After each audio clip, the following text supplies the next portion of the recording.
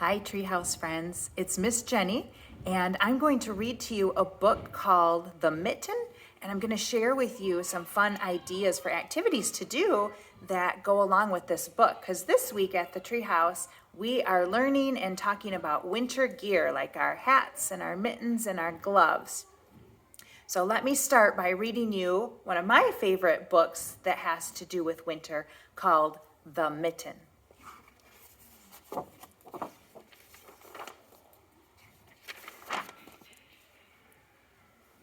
Make sure you can see the pictures. Once there was a boy named Nicky who wanted his new mittens made from wool as white as snow. At first, his grandmother, Baba, did not want to knit white mittens. If you drop one in the snow, she warned, you'll never find it. But Nicky wanted snow white mittens, and finally, Bubba made them. After she finished, she said, "When you come home, first I will look to see if you are safe and sound, but then I will look to see if you still have your snow white mittens." So off Nicky went, and it wasn't long until one of his new mittens dropped in the snow and was left behind. A mole, tired from tunneling along, discovered the mitten and burrowed inside it. It was cozy and warm and just the right size, so he decided to stay.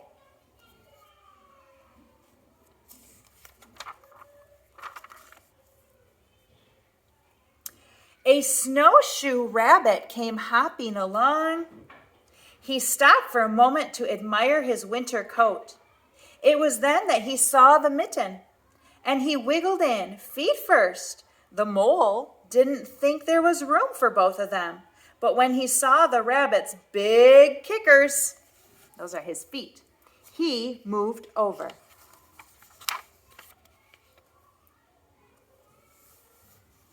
Next, a hedgehog came snuffling along, having spent the day looking under wet leaves for things to eat. He decided to move into the mitten and warm himself. The mole and the rabbit were bumped and jostled, but not being ones to argue with someone covered with prickles, they made room.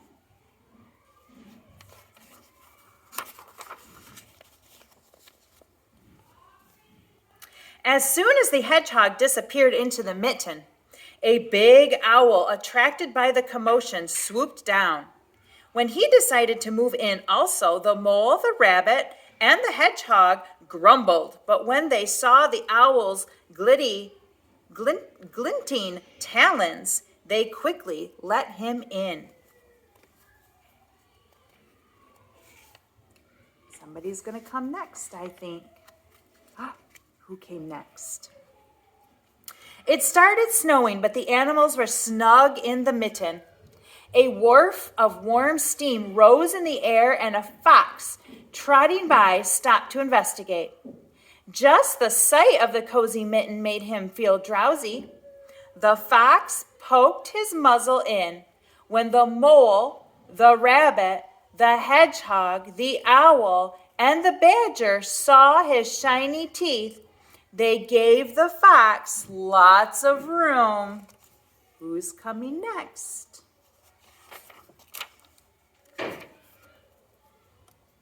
A great bear lumbered by. He spied the mitten all plumped up. Not being one left out in the cold, he began to nose his way in. The animals were packed in as tightly as could be, but what animal would argue with a bear? The mitten swelled and stretched. It was pulled and plunged too many times its size, so Bubba's good knitting held fast. Who's coming next? Along came a meadow mouse, no bigger than an acorn. She wiggled She wriggled into one of the spaces left and made herself comfortable on top of the great bear's nose. Look at all the animals that got into that mitten.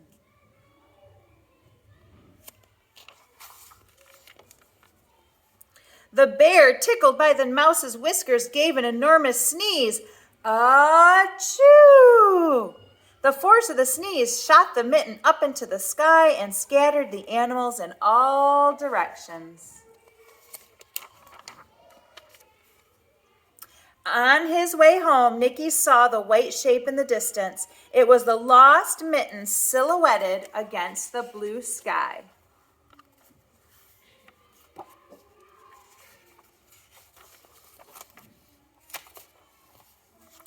As he ran to catch his snow-white mitten, he saw Bubba's face in the window. First, she looked to see if he was safe and sound. Then she saw that he still had his white mitten. That is the end. Bubba is happy that he still has his white mitten. So I want to share with you a couple of activities that we can do to learn more about this book and to talk more about this book. So the first one is for our preschool friends. A great activity that you can learn is how to resequence a story that you were told. So in this story, there are a sequence of animals that get into the mitten. The first animal is a mole. And the second animal is the rabbit. Then came the hedgehog, and then the owl.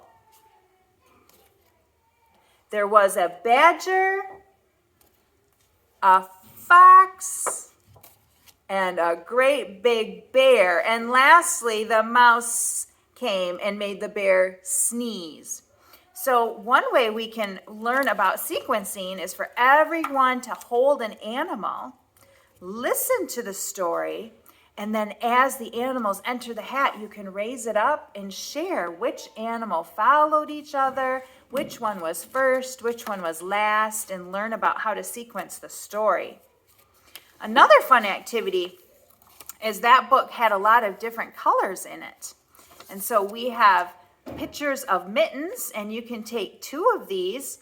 And for our friends who are learning their scissors skills, they could practice cutting out the mitten. They could also practice coloring the mitten. Even though the mitten was white, we might want to color it. I like red because red was the color of Nicky's hat. And then we can cut 2 out and we can glue or staple them and make a mitten, leaving this open so that we can cut out and talk about the animals that went in the mitten.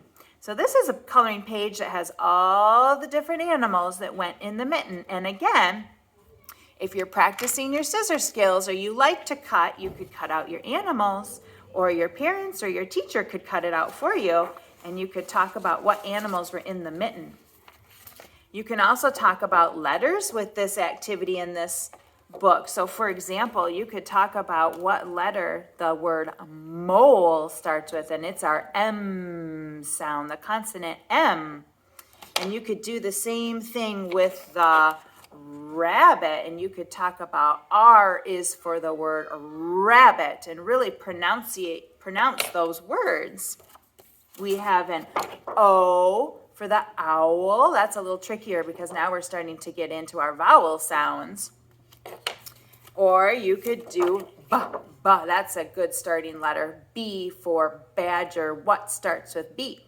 One of the activities we do at the treehouse is we talk about letter recognition and letter sound.